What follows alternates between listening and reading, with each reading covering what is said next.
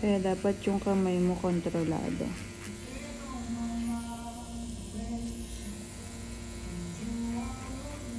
Dito, ingat ka lang kasi pa-curve. Kaya, kahit konti-konti muna. Ayan.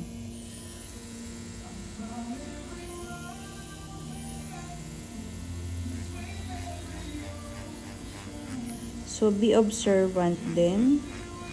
Kasi, yun, habang nagaganito ka, tinitignan mo yung linya mo. Then, check mo din baka may tutulo naman sa ink mo.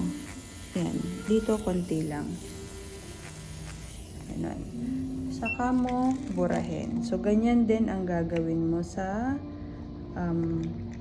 totoo or sa actual na client mo. Yan. So, dito, ingat lang, wag mo na, pag nalalagyan ng oil kasi mawawala yung white. So, para hindi ka mahirapan sa next mo.